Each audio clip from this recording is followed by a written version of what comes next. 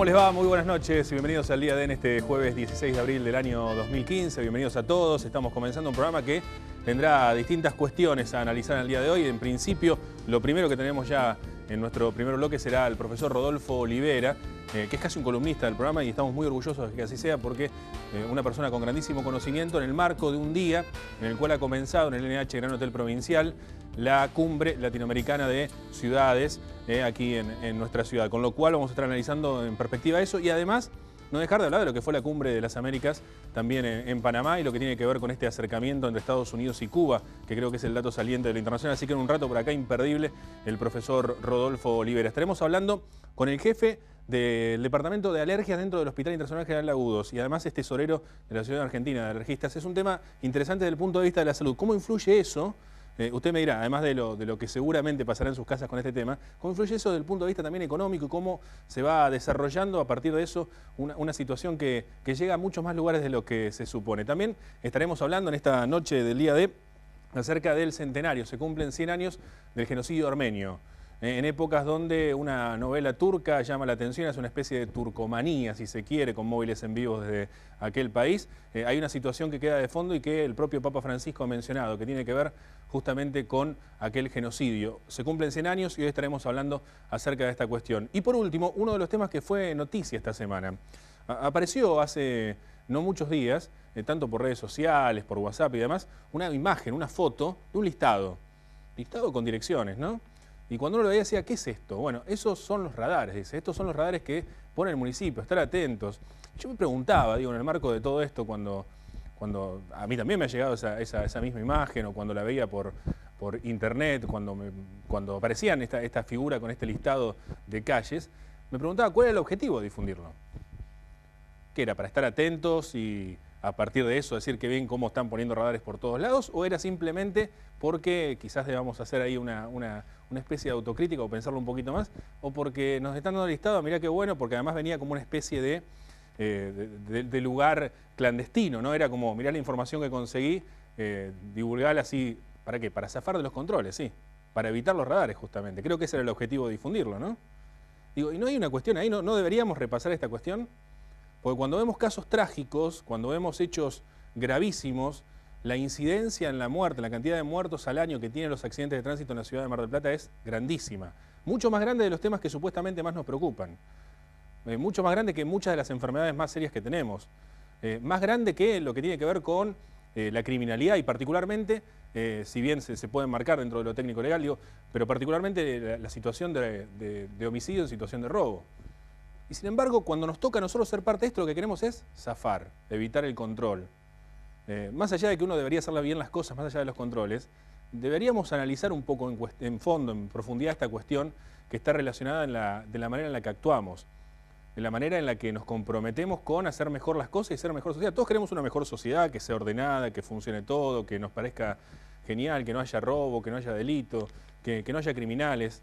Y en definitiva, a veces en estas cuestiones, que parecen menores pero no lo son, de cierta manera actuamos por lo menos de manera temeraria, ¿no? Difundiendo esto para evitar los controles, evitar los radares. ¿Para qué? Para bajar la velocidad ahí, ¿no? Y poder esquivarlos. Bueno, de todas formas, ese listado no solamente se difundió de una manera que no era la correcta, porque no era una información oficial, sino que además es un proyecto futuro, digamos. No hay tal cantidad de radares en tales lugares, ¿no?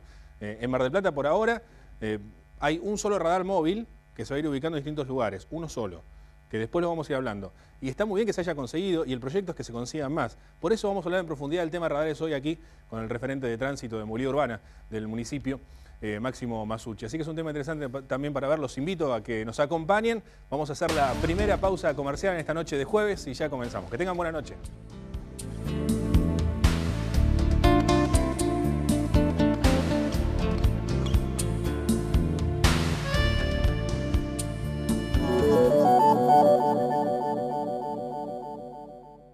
Uno de estos días o una de estas noches acá en Mar del Plata vamos a vernos. ¿Y sabés exactamente dónde?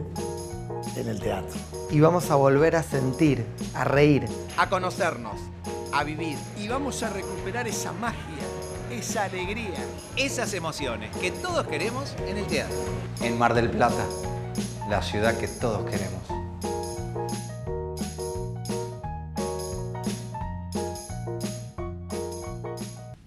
Colegio de Ingenieros y Centro de Ingenieros.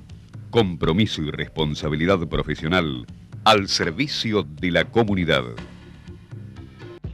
Instituto Superior CATS, una nueva propuesta académica en la ciudad. Informate sobre cursos, carreras y profesorados en www.superiorcats.edu.ar. Trabajar en positivo es impulsar acciones para que haya más y mejor empleo. Soñar en positivo es ampliar el parque industrial como lo estamos haciendo entre todos y realizar la Expo Industria para que toda la Argentina vea de lo que somos capaces.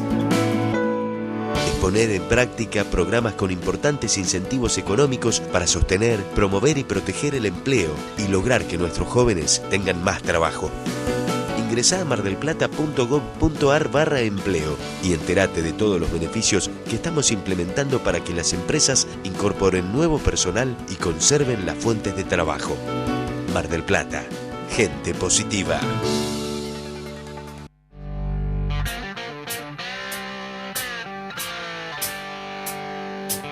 Sindicato Luz y Fuerza Mar del Plata, 25 de mayo, 4135. Nueva justicia de consumo. Un fuero hoy para Capital Federal, pero en el futuro para todo el país. Informate en consumidor.gov.ar y en acuba.org.ar, porque tener derechos no alcanza. Ahora hay que ejercerlos.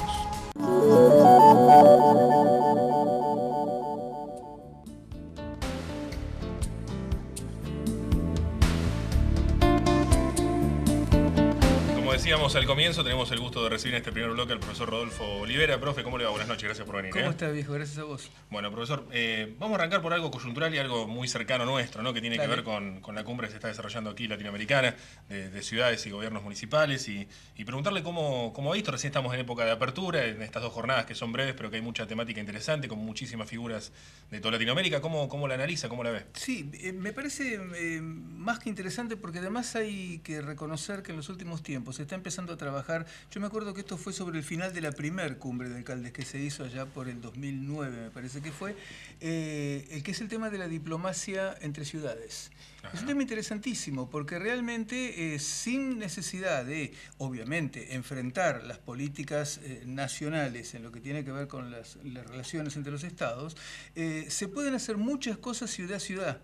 Muchísimas cosas, y en este sentido creo que Mar del Plata tiene una expectativa importantísima, no solo con los hermanamientos que ya están en vigencia, digamos, hasta ahora, y algunos activos y otros no tanto, sino con un montón de ciudades que tienen las mismas problemáticas. Yo recién estuve, por ejemplo, escuchando gente de Colombia, de Cundinamarca, en fin, de varias localidades, y realmente cuando uno los escucha hablar dice, pero si esto es lo que nos pasa a nosotros, ¿por qué no coordinar acciones? ¿Por qué no compartir experiencias? Ahora en el mes de noviembre se va a hacer un encuentro en San Petersburgo. Mar del Plata está hermanada con San Petersburgo. Sí. Bueno, se va a hacer un encuentro de ciudades hermanadas a San Petersburgo, si hacia allá. Mar del Plata tiene que estar presente, caramba, y sobre todo en un momento como este, donde hay un crecimiento exponencial de la vinculación comercial entre Argentina y Rusia, claro. Entre lo que es la industria pesquera, entre lo que es el tema de astilleros. Hay una relación comercial muy grande en ese aspecto. Claro, y eso hay que aprovecharlo. Históricamente, ¿no? Uno de los diques secos que hay es el Mosto, que viene justamente de allí, ¿no? Claro, tal cual.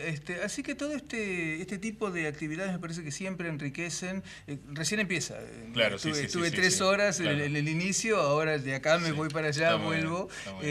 Pero realmente hay que alentar este tipo de cosas. Creo que Mar del Plata es un buen referente en cuanto a anfitrión, con tu espacio. La gente, sobre todo del extranjero, se asombran siempre cuando vienen a esta ciudad. Y además, insisto, hay ciertas problemáticas que son transversales y es muy bueno compartir experiencias. Ahí está muy bien. Y quiero preguntarle por otra cumbre. Sí, me imaginé. Una un poco más grande probablemente, no por desmerecer la que estamos viendo aquí, que también es importante, que tiene que ver con la Cumbre de las Américas, lo que se ha vivido en Panamá estos últimos días, lo que tuvo que ver particularmente. Hay una cuestión, quizás será un defecto de mi profesional o un defecto de la forma de ver las cosas que tengo. Me cuesta bastante entender este buen momento, digamos, y no es por desconfiado, pero me parece que los roles se ponen en un lugar como siempre, la película termina bien a favor del mismo, ¿no? Y esto me preocupa un poco, digamos, después de tantos años de un cruento bloqueo humanitario, inhumano, básicamente, de pronto ahora hay como una especie de, mirá qué buenos que son los estadounidenses que le están dando la mano a los cubanos, ¿no? Me queda un metamensaje de ese nivel y la verdad que no me termina de cerrar. ¿Cómo lo analiza usted este acercamiento? Y haces bien que no te cierre. Como primera medida respecto de la cumbre en sí, dejando por un segundo nomás de lado la cuestión Cuba-Estados Unidos, la cumbre en sí no tiene mayor sentido. Porque esta sucesión de cumbres de las Américas se inició con un objetivo claro. En el año 2004 lo inicia Clinton en la primera cumbre de las Américas, que es en Miami, con el objetivo de fundar el ALCA a los 10 años. Una vez que llegó la cumbre de Mar del Plata y el ALCA se cayó, no redefinieron objetivos. Quedó totalmente huérfana de objetivos, a tal punto que la cumbre de Trinidad y Tobago fue solamente la foto de un Obama que recién llegaba al poder recibiendo las venas abiertas de América Latina de manos de Chávez. Eso fue todo lo que se rescató de esa cumbre. En esa cumbre ya Correa, el presidente de Ecuador, decía, no sé a qué venimos. Ya en esa cumbre. La de Bogotá pasó sin pena ni gloria, pero prácticamente no existió ni en los medios de comunicación. Y si vos miras esta, tan pobre ha sido que es la primera de todas las cumbres que no tiene documento final. Porque ni siquiera se pudieron poner de acuerdo, aunque sea en cuestión de formas. Realmente esta cumbre no tiene sentido, ningún sentido, porque los intereses, evidentemente los intereses y la lógica y la dinámica de los Estados Unidos respecto del resto de América es tan dispar, es tan disímil, es tan inclusive invasiva en algunos aspectos, que no tiene sentido ya discutirlo. No es con esto decir hay que ponerse en una posición antinorteamericana de oficio. No se trata de eso. Ni mucho menos. Es este Estados Unidos, no Estados Unidos, es este Estados Unidos, con este perfil que ha tomado desde el 2000 en adelante, tanto con los gobiernos de Bush como con el gobierno de Obama, y con lo que se viene que va a ser peor. Porque cuidado que la derechización de los Estados Unidos es un hecho evidente, porque o gana el Partido Republicano, que implica la derecha más dura y que tiene candidatos muy ásperos, o Hillary Clinton es la candidata puesta prácticamente por el Partido Demócrata, que es la derecha del Partido Demócrata, y que ya de hecho en las decisiones más progresistas de las pocas que tomó Obama, ha dicho que el presidente toma decisiones tontas. El propio partido la retó, el Partido Demócrata la retó, porque ha dicho que toma decisiones tontas. Y el otro día, cuando hizo su presentación de campaña como candidata, refiriéndose a las relaciones exteriores, dijo que los Estados Unidos están tomando un camino que está lleno de arenas movedizas. Y está hablando de su presidente, de su partido y de la que fue secretaria de Estado. Entonces, ¿a qué estas cumbres? ¿Es a sacarse una foto y nada más? No sirve. Y puntualmente el caso de Estados Unidos-Cuba, ¿cómo lo analizamos? Digamos? Bueno. Porque ¿cuánto hay de todo esto de real, digamos? ¿Cuánto hay de realmente un igualarse? Por lo pronto que esté Cuba ya es algo reivindicatorio y que debería haber sido natural, digamos, pero lamentablemente hay que tomarlo como algo reivindicatorio. Después, ¿el resto qué? Es lo único que tiene esta cumbre, lo único que tuvo esta cumbre es que por fin Cuba se pudo sentar a la mesa. Como tú dices, debió haber estado mucho antes. Pero no hay absolutamente nada más. El resto es un discurso voluntarista y solamente para las cámaras. ¿Por qué? Pero ahí el tema, profe, uno piensa en la amenaza venezolana, supuestamente. Sí.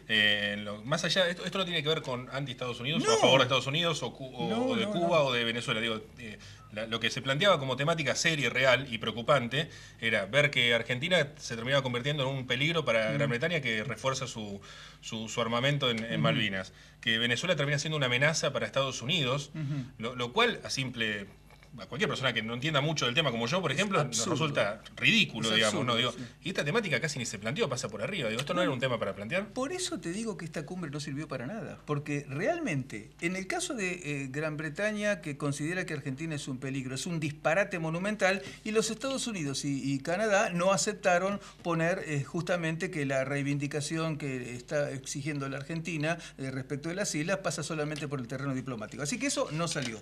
Como vos bien decís, el tema Venezuela no se planteó. Y en lo que tiene que ver con el caso Cuba, repito, es para las cámaras. ¿Por qué? Porque si realmente, y esto yo lo vengo diciendo desde el primer día que hablaron por teléfono Obama y Raúl Castro, si realmente hay intención de incorporar a Cuba, lo que habría que hacer es primero y principal levantar el bloqueo. Y Obama no puede levantar el bloqueo, porque el bloqueo fue por ley. Fue la ley Helms-Burton, es una sumatoria de leyes, ¿sí? que bloquean a Cuba en términos comerciales, que lo han llevado a una situación verdaderamente crítica en términos de calidad de vida de su gente, y esa ley se levanta por otra ley, no la puede levantar el presidente, se levanta por otra ley. Ergo, tiene que participar el Congreso. Tiene el Congreso en contra. Ha perdido las dos cámaras, que son republicanas, y hasta hay legisladores y representantes demócratas que tampoco están de acuerdo en levantarlo. Ahora vos me decís, bueno, pero entonces no se puede hacer nada. Sí, Obama podría haber hecho algo. Si Obama hubiera sido sincero, hubiera sido honesto con él mismo, y digo con él mismo porque fue su promesa de campaña, hay algo que sí podría haber hecho, porque es una decisión ejecutiva que no pasa por el Congreso, que es cerrar Guantánamo. Entonces ahí tenía la oportunidad de decir, de darle la mano a Castro, sacarse la foto y decir, bueno, mi decisión es que a partir de mañana empieza a desmantelarse Guantánamo. Tampoco lo hizo. Entonces, ¿a qué la cumbre? ¿Te das cuenta? ¿A qué la cumbre? No tiene sentido este tipo de reuniones. Habla de acercarse a Latinoamérica. Por eso era que quería venir a la cumbre, fenómeno. Un mes antes, como vos bien planteaste, dice que Venezuela es un peligro, lo cual es un disparate monumental. Qué débil debería estar Estados Unidos para que Venezuela sea una amenaza. Vamos a empezar por ahí. Pero además de eso, ahora, en la cumbre, ¿qué dijo? No, lo sacaron de contexto, en realidad no hay ningún país latinoamericano que pueda ser peligro para otro. Entonces levanta el decreto. Pero que le diga a los medios que lo sacaron de contexto y mantenga el decreto, quiere decir que no cambia nada. En definitiva, ¿yo qué saco de esta cumbre? Nada más que qué bueno que Cuba se sentó. Punto. Y si fuera posible que no haya más, que no se siga gastando plata y tiempo. Que se empiece a trabajar fuerte y seriamente en encuentros del CELAC, la Comunidad de Estados de Latinoamérica y Caribe, que se empiece a trabajar más fuertemente todavía con UNASUR, con acciones muy concretas, que se empiece a mirar una dinámica internacional de colaboración y de cooperación, pero concreta, efectiva y con intereses comunes. La Cumbre de las Américas perdió su sentido, perdió sus objetivos y los intereses son absolutamente contradictorios. Concretamente y puntualmente, más allá de la cumbre, más allá de la foto y todo esto que usted nos comenta, profe, preguntarle en qué se está cambiando esta relación entre Estados Unidos y Cuba, en lo concreto, en los hechos. ¿Qué cambió? ¿Qué le cambia a Cuba? ¿Qué le cambia a Estados Unidos? De momento nada. De momento nada. Esto, ¿sabes qué es? A Obama se le está haciendo medio largo el año del Pato Rengo. El octavo año... Van a ser dos en este caso, ¿no? Justo por eso digo que se le hace largo. Porque por lo general, los presidentes de los Estados Unidos en el último año de mandato, cuando saben que no pueden ser reelectos, entonces hacen este tipo de acciones hacia afuera como para ganar un poco de bronce. Lo hizo Clinton. En el último año de Clinton, y Clinton tuvo un buen gobierno, considerando lo que hubo un poquito antes, y después, digamos, Reagan, Bush padre, Bush hijo, Obama, me quedo con Clinton toda la vida. Y en el octavo año, ¿qué hizo Clinton? Dijo que iba a resolver el problema de las dos Coreas, que iba a resolver el problema palestino-israelí y que iba a resolver el problema de India y Pakistán por Cachemira. Se pasó el año haciendo eso, paseando por todo el mundo. No resolvió ninguno de los tres, pero apareció como el tipo que, bueno, macanudo, iba a tratar de poner a los Estados Unidos como garante de la paz. Obama está haciendo lo mismo más largo, porque tiene un año y medio que le van a hacer la vida miserable. Ahora, si Obama era la revelación progresista para Estados Unidos y ha hecho lo que ha hecho, ¿cómo se sigue, digo, después de esto? Obama prometió lo que no podía prometer. Y Obama no tenía equipo, que esto es una de las cosas que llamó la atención. ¿No lo dejaron, no supo, no pudo? No, ¿Cómo se analiza? yo creo que hay cosas que no lo dejaron y hay cosas que no supo. Porque, y en parte la responsabilidad es de él. Vuelvo a repetir, cuando vos estás con chance de poder hacer dos cosas, no prometas 10. No prometas 10, promete una y hace 2. Entonces sos Gardel, porque prometiste una y hiciste 2. Ahora, si prometiste 10 y haces 2, sos un desastre. Igual hiciste 2, pero sos un desastre porque prometiste 10. ¿Se entiende? Él prometió, yo recuerdo haber dado conferencias sobre las promesas de Obama, las promesas vacías, huecas de Obama, porque el presidente de los Estados Unidos no tiene todo el poder. Ni el de Estados Unidos, ni el chino, ni el ruso. Hay otros actores, se los llaman los no sujetos de soberanía, que son multinacionales, corporaciones, lobbies, los fondos, los hedge funds que andan circulando y que manejan el precio de los alimentos, el precio del petróleo. Ese es el poder. Entonces vos tenés un lobby atrás que te masacra el cerebro permanentemente y vos tenés que saber hasta dónde vas a poder llegar. prometió lo que no podía cumplir. Dijo que iba a retirar las tropas de Irak en 14 meses, tardó 4 años y medio en retirarlas y dejó un desastre. Dijo que iba a cerrar Guantánamo automáticamente, no lo cerró y ahora tenía la oportunidad de hacerlo y tampoco lo hizo. Dijo que iba a sacar un Medicare para la cobertura social y médica, el 20% sacó. Dijo que iba a tener especial cuidado con los inmigrantes, echó más inmigrantes Obama que Bush. Hay que mirar los números. ¿Cuánta gente exilió, devolvió a su país centroamericano, el que fuera, México la mayoría, Honduras otros? ¿Cuánta gente mandó Bush para atrás y cuántos mandó Obama? Mandó mucho más Obama que Bush.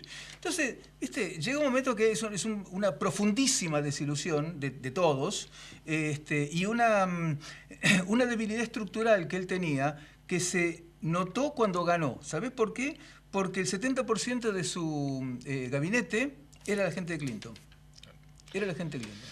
Profe, para hablar mucho más, hay muchos otros temas internacionales, por ahora lo vamos a dejar seguir, sabemos que está con mucha actividad por estas horas y le agradecemos por haber venido. No, gracias a vos por la invitación. El profesor Rodolfo Olivera en esta noche del día de hoy. Hacemos una pausa comercial, ya volvemos, quédese.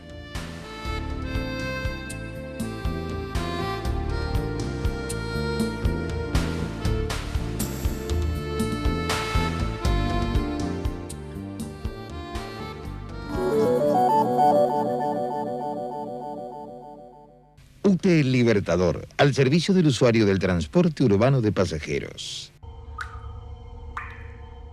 Cada canilla que pierde desperdicia 30 litros de agua por día. No derrochemos nuestros recursos. Nosotros queremos a nuestra ciudad. Por eso trabajamos día a día. Cuidando el agua, cuidamos Mar del Plata. Mar del Plata. Gente positiva. Obras sanitarias. Mar del Plata, Batán.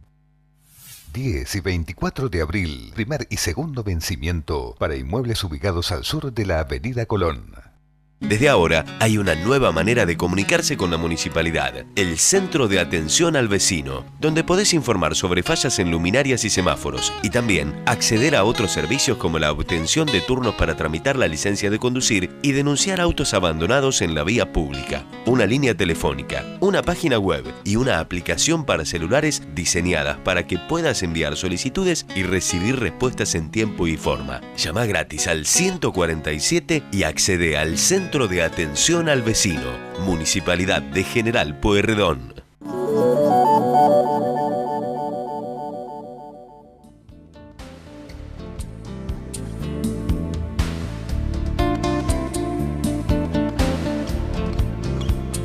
No estoy en todo seguro, le vamos a preguntar al doctor Claudio Fantini, que está aquí con nosotros, acerca de si se da la semana porque es la época o qué, pero del 13 al 19 de abril es la semana de la alergia.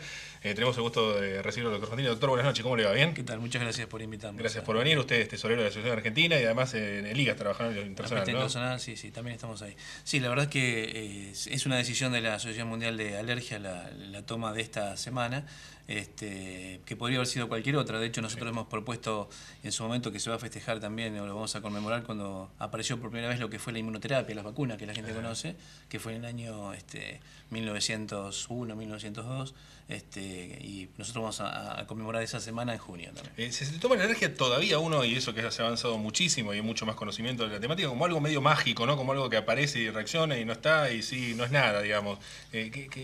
¿Cómo describimos? ¿Cómo hoy en la actualidad, cómo se trata, cómo se trabaja con la alergia? Nosotros tenemos que pensar que la alergia es una reacción desmedida del organismo ante ciertos estímulos o ante ciertas sustancias en personas predispuestas, ¿no? Entonces, lo que a otro no le hace nada, esta persona hace una hiperreactividad, una reactividad aumentada. Ácaros, pólenes, alimentos, medicamentos.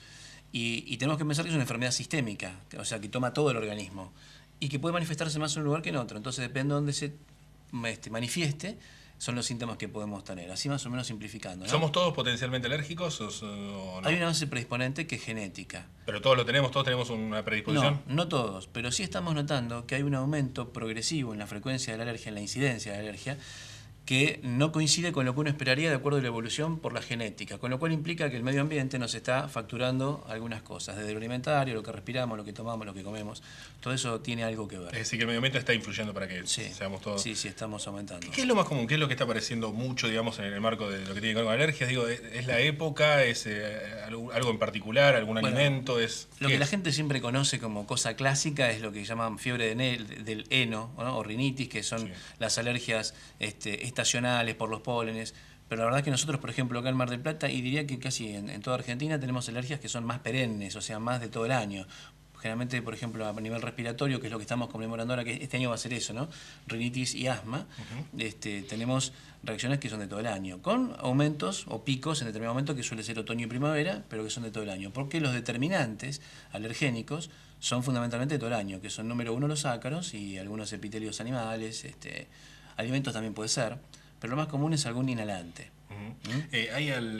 Se ha aumentado el tema de las consultas, se ha incrementado el tema de acercarse un poco más al tratamiento. ¿Esto estuvo siempre y ahora empieza a conocerse un poco más? ¿O esto es algo que en los últimos tiempos ha empezado a aparecer con mayor frecuencia? No, esto es una cuestión que ha estado siempre y está empezando a conocerse un poco más y empiezan a aparecer elementos para mejorar la calidad de vida. Porque hay, digamos, si vamos a hablar de las dos patologías que está conmemorando esto, que son rinitis y asma, la rinitis es esos resfríos persistentes que duran mucho tiempo, que parece que no se van nunca, que se repiten, estornudos, congestión, picazón de ojos, de paladar.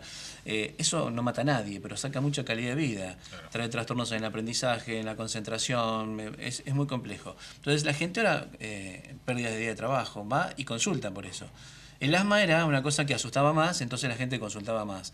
Pero tenemos muchos elementos de tratamiento, tanto medicamentosos como lo que nosotros nos parece que es muy, muy importante en esto, que es la vacuna, la inmunoterapia específica, ¿no? Que consiste en dar lo que uno detecta que le hace mal, un ácaro, un polen, en forma progresivamente creciente para que el organismo aprenda a perder esa hiperreactividad que tiene, a reaccionar de una forma más normal. ¿Cómo se detecta la alergia? Y puntualmente podría ser muy difícil. ¿Cómo hace uno para saber si es alérgico a algo o no, teniendo en cuenta la variedad y la posibilidad que hay de... Sí, en general hay varios elementos. Hay análisis de laboratorio que se pueden hacer y además están las pruebas cutáneas, que son las que nosotros nos basamos, que son de un ratito, y ahí tenemos un amplio espectro de elementos que puedan estar causando la sintomatología. Siempre es una base clínica, ¿no? Cuando uno consulta y tiene la sospecha, si no, no. Teniendo en cuenta la potencialidad de muchos, digamos, de ser alérgicos, o incluso de las personas que ya tienen detectado el tema de la alergia, o que se le ha manifestado, que está incluso bajo tratamiento, el movimiento que se genera a partir del tema de alergia debe ser tan grande como cualquier otro caso, o más incluso que muchos otros casos de los que supuestamente son los que más nos preocupan, ¿no? El movimiento económico, productivo. Bueno, sí, los días perdidos son impresionantes. Lo que pasa es que nosotros no tenemos estadísticas en esto, pero hay estudios hechos muy serios a lo que es en Europa, en Estados Unidos, y es realmente importante. Le pregunto esto porque sé que es parte del estudio también que ustedes hacen con respecto exactamente. al tema, ¿no? Si leíste más o menos la gacetilla, ves que hay 400 muertes por asma acá en Argentina por año, lo cual es una cosa increíble, teniendo en cuenta la cantidad de elementos terapéuticos que tenemos y que incorporamos en los últimos años. Y si empezamos a ver los días de trabajo que se pierden por gente que tiene una rinitis o un asma exacerbado, con internación, con medicamentos, es muy alto el porcentaje, muy alto.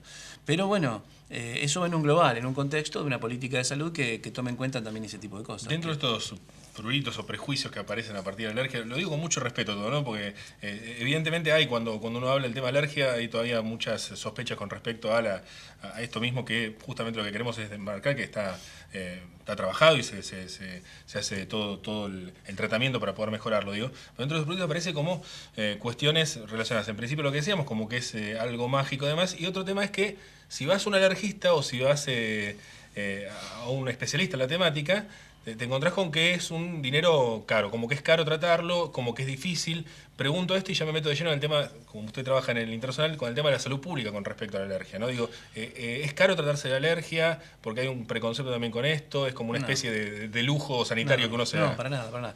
Mira, la Organización Mundial de la Salud, en el año 92, 93, no me acuerdo justo, hace una fija de posición en position paper, como dicen ellos, donde dice que el único tratamiento capaz de cambiar la evolución natural de una enfermedad alérgica son las vacunas. Punto. No es mágico.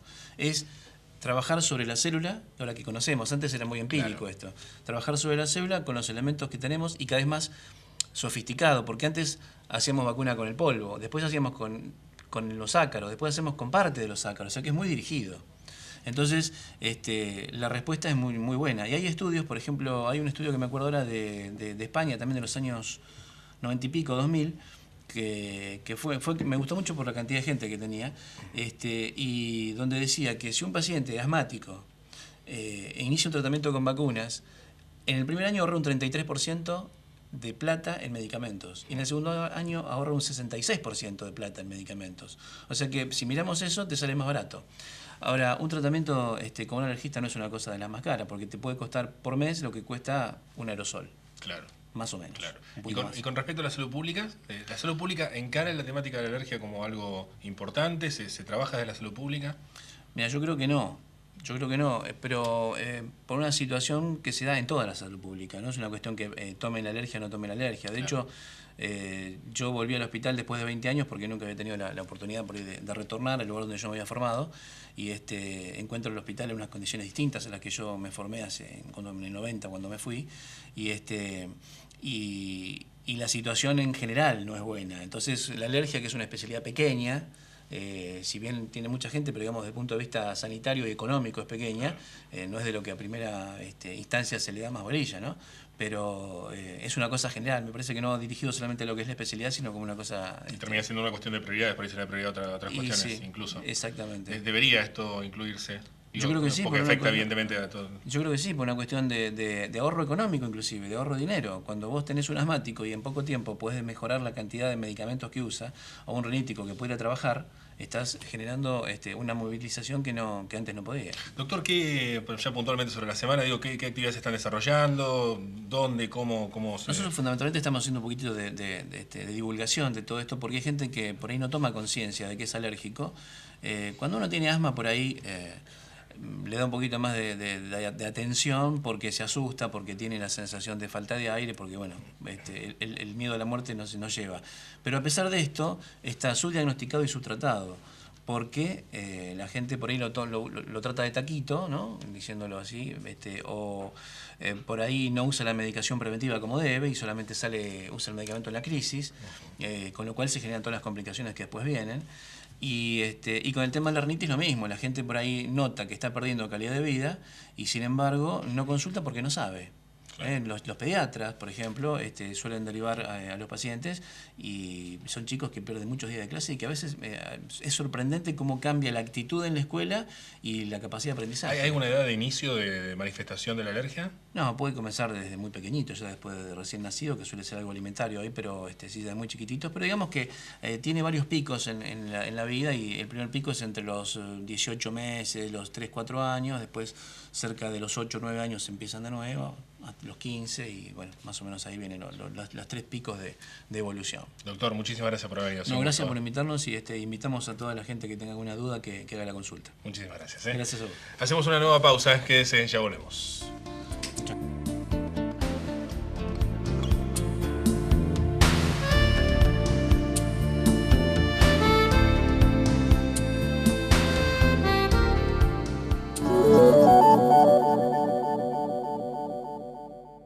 Uno de estos días, o una de estas noches, acá en Mar del Plata, vamos a vernos. ¿Y sabés exactamente dónde? En el teatro. Y vamos a volver a sentir, a reír, a conocernos, a vivir. Vamos a recuperar esa magia, esa alegría. Esas emociones que todos queremos en el teatro. En Mar del Plata. La ciudad que todos queremos. Colegio de Ingenieros y Centro de Ingenieros. Compromiso y responsabilidad profesional al servicio de la comunidad. Instituto Superior CATS, una nueva propuesta académica en la ciudad. Informate sobre cursos, carreras y profesorados en www.superiorcats.edu.ar. Trabajar en positivo es impulsar acciones para que haya más y mejor empleo. Soñar en positivo es ampliar el parque industrial como lo estamos haciendo entre todos y realizar la Expo Industria para que toda la Argentina vea de lo que somos capaces. Es poner en práctica programas con importantes incentivos económicos para sostener, promover y proteger el empleo y lograr que nuestros jóvenes tengan más trabajo. Ingresá a mardelplata.gov.ar/empleo y entérate de todos los beneficios que estamos implementando para que las empresas incorporen nuevo personal y conserven las fuentes de trabajo. Mar del Plata, gente positiva. Nueva justicia de consumo. Un fuero hoy para Capital Federal, pero en el futuro para todo el país. Informate en consumidor.gov.ar y en acuba.org.ar, porque tener derechos no alcanza. Ahora hay que ejercerlos.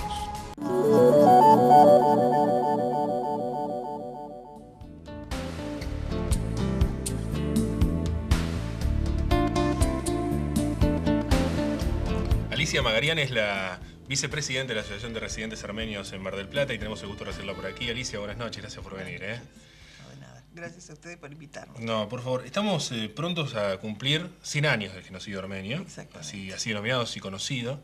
Y es probable, y a la vez lo digo con cierta tristeza probablemente, que no esté tan difundida la temática, ¿no? Que en toda la sociedad no esté tan profundamente instalado esta cuestión. Por eso me animo a preguntarle y que nos cuente un poco de qué se trata, de qué fue el genocidio armenio. Bien. El genocidio armenio comenzó, la fecha la pusieron realmente, lo puso el gobierno turco, porque es el día en que arrestaron y luego terminaron asesinando a toda la gente más importante de la colectividad armenia.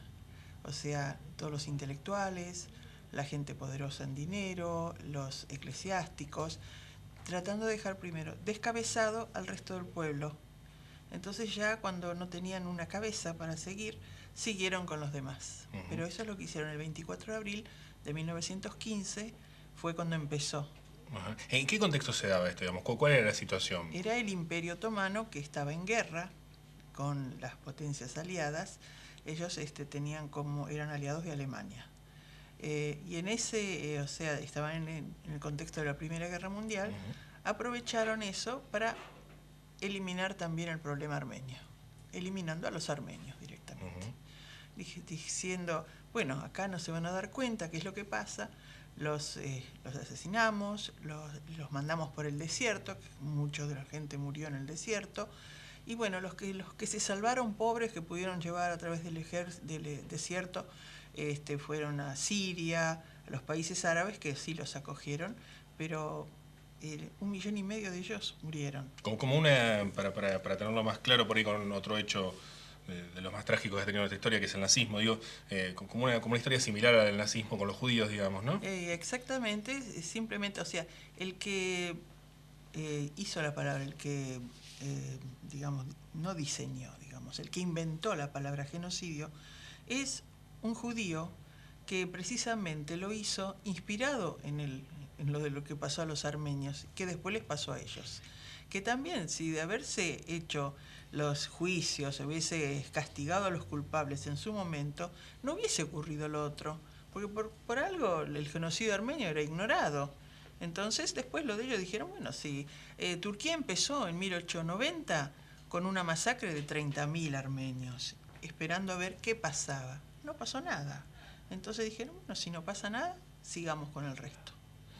Eran grandes comerciantes, eran los artesanos, eran los joyeros, eran intelectuales.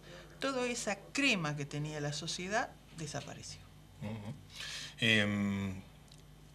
Y a partir de eso, ¿cómo se siguió? ¿Cómo fue esto? ¿Cómo se avanzó, digamos? O sea, algunos a través de los países árabes, otros se fueron para el lado de Grecia, después América, algunos a Estados Unidos, otros la parte sur. Argentina es de la diáspora armenia, es lo más importante en Latinoamérica y sería la tercera población armenia fuera de Armenia. Ajá. La tercera población armenia, sí, es importante. Sí, ¿Y aquí en Mar del Plata son muchos los no, residentes? somos pocos, pero parecemos muchos. Sí, está muy bien. A estos 100 años, ¿cómo se conmemora? ¿Con qué conclusiones? ¿En qué situación? Tenemos bastante actividad. No, pero me refiero, ahora vamos a hablar de las actividades y demás, me refiero en el sentido del contexto para los armenios, digo, ¿cómo se recuerda estos 100 años, digamos, en qué situación? Hay estados y momentos en los cuales hay ciertas circunstancias, no sé, nosotros lo vemos, por ejemplo, aquí de cerca con el tema Malvinas, que posguerra hubo como un silencio y después ahora hay una reivindicación de esta cuestión, digo, ¿cómo lo vieron ustedes? Bueno, al principio, la primera generación, por ejemplo, mi padre fue un sobreviviente del genocidio. Al principio no hablaban nada del tema, porque era como que ellos querían olvidar todo. Empezaban en un país sin nada, porque mi padre llegó a los 16 años sin absolutamente nada acá. Bueno, no querían saber nada. Después ya la segunda y ya la tercera generación, ya sí, ya gente más preparada, gente con estudios, gente que estaba conectada. Entonces empezaron a decir, pero ¿por qué no vamos a hablar de este tema? Queremos reivindicaciones por esto. Entonces ahora sí, ya es mundial, porque hay armenios en todas partes del mundo. ¿Las hubo esas reivindicaciones históricamente? ¿Hubo personas enjuiciadas? Sí, pero la única justicia realmente que se hizo fue por manos de armenios que terminaron haciendo justicia por mano propia, por ejemplo, en Alemania. Entonces allí la persona esta que asesinó a Talat Pasha en Berlín, él se entregó, o sea, lo capturaron, hicieron un juicio y lo dejaron libre porque vieron que había asesinado a toda su familia. O sea, no había quedado nadie de ellos. Entonces le dijeron, ¿cómo? Ellos tienen derecho a asesinar a toda una nación. Sí, claro. y pero él no tenía claro, derecho uno a no puede asesinar justificar tampoco, ¿no?, la violencia por mano propia ni la justicia por mano propia bajo pero ningún se aspecto, hizo un ¿no? juicio, se hizo un juicio legal y sin embargo se lo absolvió. Y en cuanto a las reivindicaciones, más bien de índole social, digamos, el reconocimiento de la colectividad internacional para con los armenios y esta situación. Bueno, ahora este domingo ya estuvimos todos emocionadísimos porque ya con la palabra del Papa, eso nos reivindicó muchísimo. ¿Lo esperaban? ¿Había una necesidad de que eso ocurriese? ¿Cómo tomaron ese discurso que hoy también hacíamos mención al comienzo del programa, ¿no?, sobre la palabra de Francisco reivindicando esta situación y pidiendo por eso? Él conocía perfectamente todo esto, o sea, sobre todo él estaba en contacto mucho con nuestra iglesia, con nuestra gente en Buenos Aires. Al ser arzobispo de Buenos Aires conocía el problema a fondo. Y él siempre lo reconoció, el genocidio. Lo que no sabíamos que él, al ser ya la autoridad máxima del catolicismo, si presionado por el Vaticano, por las circunstancias, por la política, si iba a poder decir eso, si iba a poder sostener lo que él siempre dijo. Y lo hizo, y de una manera magnífica. Así que para nosotros fue... Ahora, ayer el Parlamento Europeo también lo reconoció. También el Parlamento Europeo, sí. O sea que ya como que se les está viniendo medio el mundo abajo. Ajá. ¿Y se esperan más reivindicaciones? ¿Se busca más? ¿Qué es lo que se espera? Bueno, nosotros lo que queremos es que Turquía lo reconozca. Después se verá qué pasa, pero queremos eso, como para ponerle un fin a nuestro luto. Que ellos reconozcan lo que hicieron. Que es una especie de mea culpa, digamos, reconociendo... Exacto, o sea, como que nosotros todavía estamos con eso cuando vos no podés enterrar un muerto, necesitas que el otro te diga, bueno, está bien, reconozco, hice mal esto, bueno, después veremos. Y empezar a recomponer relaciones a partir de eso. Exacto. A partir de reconocer la situación. Pero necesitamos que lo reconozca. Se ha negado Turquía a reconocerlo siempre. Sistemáticamente, ¿no? Ahora, entre las grandes cosas que dijo Erdogan fue que a él las palabras del Papa y del Parlamento Europeo le entraban por una oreja y le salían por la otra. ¿De qué cantidad de víctimas estamos hablando aproximadamente en el marco de 1,5 millones? 1,5 millones de armenios. Sí. Le pregunto también por la situación que decíamos al comienzo, y quizás hay momentos en los que la actualidad o el día a día o lo que nos pasa en lo diario también nos genera ciertas circunstancias, ¿no? Se están por cumplir 100 años. Yo decía, probablemente alguna cuestión relacionada con lo que se ha discutido, probablemente de manera hasta incluso banal, pero de pronto traía la temática del centenario del genocidio armenio, que tuvo que ver con esta situación que se da ahora con una especie de turcomanía a partir de una novela de televisión. ¿Cómo analiza eso? ¿Ustedes creen que hay una relación con eso? ¿Creen que pueda existir eso? Es una novela como cualquier otra.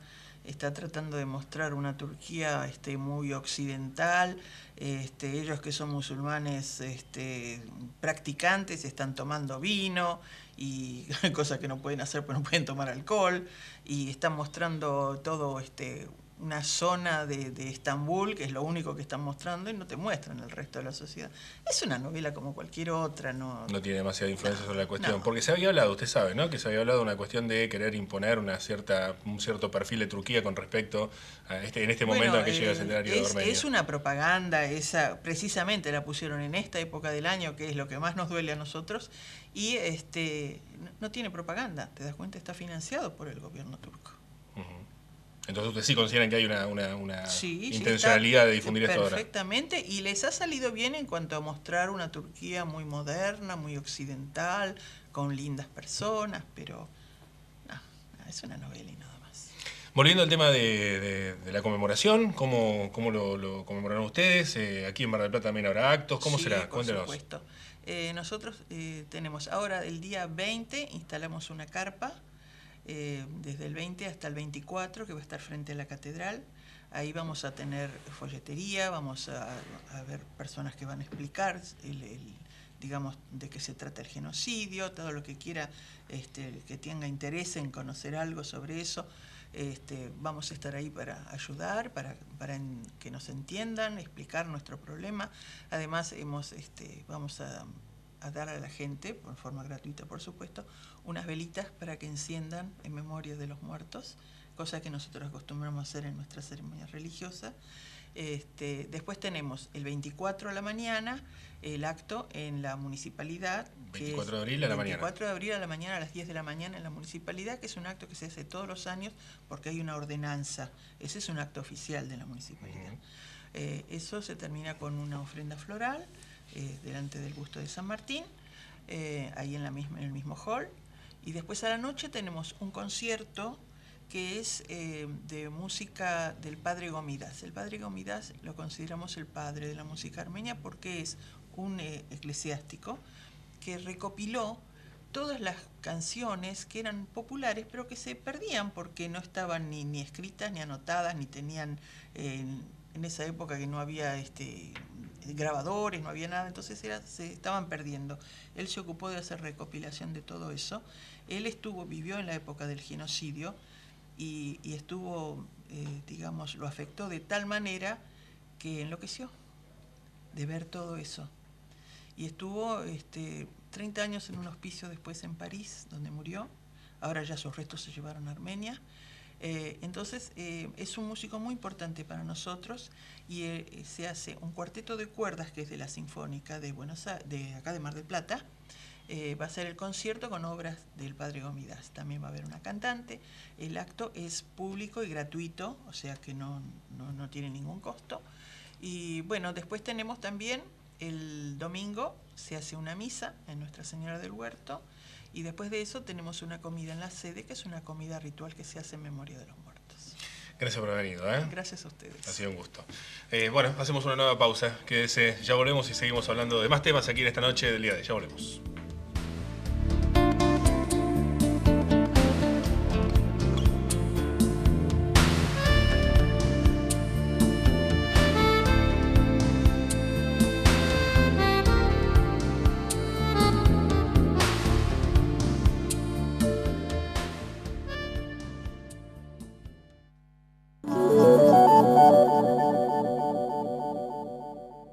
UTE El Libertador, al servicio del usuario del transporte urbano de pasajeros. Cada canilla que pierde desperdicia 30 litros de agua por día. No derrochemos nuestros recursos. Nosotros queremos a nuestra ciudad. Por eso trabajamos día a día. Cuidando el agua, cuidamos Mar del Plata. Mar del Plata. Gente positiva. Obras sanitarias. Mar del Plata, Batán. 10 y 24 de abril, primer y segundo vencimiento para inmuebles ubicados al sur de la Avenida Colón.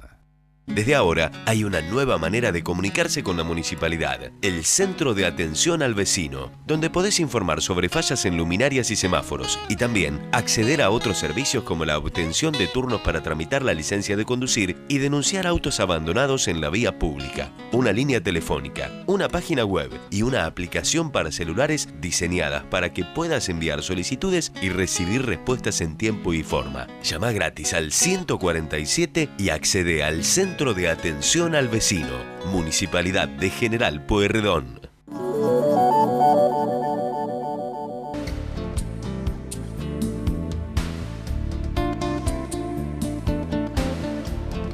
Y como lo habíamos anticipado en el comienzo de este programa, tenemos el gusto de recibir por aquí a Máximo Masucci. Máximo, buenas noches, ¿cómo le va? Bien. ¿Qué tal? Buenas noches, ¿cómo le va? Bueno, Máximo, preguntarle por este tema, hoy lo mencionamos al comienzo. En principio apareció un listado de supuestos radares que tenía Mar del Plata. Yo decía que ahí tenemos que hacer algún tipo de análisis desde lo individual, ¿no? Teniendo en cuenta la cantidad lamentablemente, de accidentes y de víctimas fatales incluso que hay en la ciudad con respecto a esto, que lo único que interesa es un listado para zafar de los controles, ¿no? Hay que hacer un análisis de ese lugar. Ya lo he dicho al comienzo, no quiero reiterar en esa cuestión. Pero digo, ese listado existe, está, ¿Hay radares en esos lugares? No, bueno, hubo una confusión. Nosotros ya habíamos anunciado hace varias semanas que llegaba a Mar del Plata el primer radar móvil que iba a trabajar en los accesos viales en distintos puntos de las avenidas. Es un radar que ya está en poder de la Dirección de Movilidad Urbana y que en estos días se lo puede ver en distintos lugares. Ese radar está a modo de prueba, haciendo los últimos ajustes y calibraciones para que a partir de la próxima semana se comience a trabajar ya directamente sobre la sanción. Ahora le voy a preguntar en profundidad sobre ese radar, cómo funciona, cómo no funciona, si es fotomulta, no es fotomulta. Ahora vamos a hablar de eso, pero Bien. En principio quiero detenerme en esto porque me parece que ha sido incluso más notorio que lo real, digamos, esta situación. ¿De dónde sale ese listado? ¿Para qué es ese listado? En el marco de estos anuncios que estamos haciendo de este radar, surgió un listado que se viralizó a través de las redes sociales, en donde aparecen unas 20 esquinas de Mar del Plata y distintos lugares de Mar del Plata, especialmente de avenidas, que podrían ser hipotéticos lugares de colocación de radares. Esto es así en el sentido de que paralelamente a este radar que ha llegado en poder de la Dirección de Movilidad Urbana, estamos trabajando un pliego de bases y condiciones para una futura licitación que seguramente va a ser dentro de los próximos 60 días y que va a tener que ver con la incorporación de la tecnología para el control del tránsito. Y en este sentido, no solamente la colocación de radares para controlar la velocidad, tanto fijos como móviles, sino también la incorporación de dispositivos tecnológicos que permiten, por ejemplo, trabajar sobre distintas intersecciones de la ciudad, intersecciones clásicas, para controlar lo que es el cruce de semáforo en rojo, la invasión de senda peatonal, un posible giro a la izquierda, etcétera. Distintos tipos de trabajos de control de tránsito que también sirven la tecnología y mucho que ya se ha incorporado en otras ciudades, en unas pocas ciudades de la Argentina y en la mayoría de las ciudades del mundo. Estos dispositivos ayudan al control y Mar del Plata a partir de este momento inicia un proceso de incorporación de tecnología para el control. Antes de pasar a preguntarle cuándo tienen previsto que esto ocurra, desde cuándo podrían empezarse a implementarse una vez pasado el proceso licitatorio y demás, quiero cerrar con este tema. ¿Y esa lista era parte de esa cuestión? O sea que por ahora no tiene ningún tipo de relevancia, digamos. Esa lista es parte ¿Alguien de un trabajo previo en el armado del pliego de licitaciones de posibles lugares en donde se va a colocar estos dispositivos. Sí, la verdad que alguien lo robó, se viralizó. No hay radares en esos lugares, ¿sí? Pero sí forma parte de un trabajo previo que se está haciendo para esta licitación. Ahora, debe ser difícil ponerse a planificar, no sé, lo imagino por ejemplo el ingeniero Dante Galván, que es uno de los directores del plan estratégico, lo imagino a ustedes, a usted, a Guillermo Iglesias, al propio Lolite, ahora que está como referente puntualmente del área de ustedes también. Seguro. Planificando, decir, bueno, vamos a corregir el tránsito. La verdad que hay situaciones que son caóticas, situaciones que son muy, muy difíciles, que tenemos víctimas, que hay que atender esta cuestión. Y de pronto lo único que interesa para afuera es zafar de esos controles. Ahí tenemos una fuerte contradicción entre el hecho de técnicamente ver cómo hacemos para mejorar esto y a la vez luchar contra una cuestión cultural de zafar de los controles. Sí, de hecho en algunos reportajes que hemos tenido durante esta semana a raíz de esta lista, si sirvieron para que muchos de nosotros bajemos el pie del acelerador y bajemos un poco las velocidades en zona urbana, bienvenido sea, aunque sea falsa la lista. Claro. Pero sí, la realidad es que siempre está este tema de cómo evadir el control, por dónde hay controles, por dónde no hay controles. Lo mismo ha ocurrido y viene ocurriendo en los últimos años con lo que es el control de alcoholemia. Sí, le cuento una cuestión personal. Me han llamado por teléfono gente conocida, a la que tengo precio, además diciéndote, ¿dónde están los controles de alcoholemia? ¿Vos sabés dónde están así los...? Y esto es llamativo, digamos, la forma en la que actuamos. Es temeraria por momentos. Sí, ¿no? Siempre aparece, como se dice usualmente, no tomar, hecha la ley, claro. Siempre alguien está pensando en la trampa, pero la realidad es que los controles dan muy buen resultado y más allá de esto que se genera, que es controversial, la realidad es que los controles dan resultados, que la gente sabe que hay una cultura de control en la ciudad de Mar del Plata. El intendente Pulti en este sentido, desde que inició la gestión, ha mantenido políticas con el tiempo que se vienen a instalar y que se van a hacer en definitiva políticas de Estado. El control de la alcoholemia y la nocturnidad en la ciudad de Mar del Plata es un proceso positivo que ha tenido y que el intendente Pulti en ese sentido desde que llegó a la gestión lo ha tenido muy claro. Sí, quizás igual lo razonable sería que uno piense en no tomar al conducir en vez de pensar en no lo hago por los controles, digamos, ¿no? Es cierto, pero a partir del control, lo que genera el control, no solamente hay que uno puede pescar en el control, sino lo que genera en la sociedad, que sabe que hay una noche controlada, que hay distintos puntos en los cuales todas las noches, o por lo menos las noches de los fines de semana, el Estado municipal está presente. Eso genera, la verdad, una conciencia. Hoy se nota un cambio de conducta, especialmente en las nuevas generaciones. Los padres tienen elementos para no darle los autos a los hijos. Los chicos que deciden tomar alguna copa porque van a estar en algún festejo, directamente se manejan con el transporte público, a través de remises, de taxis.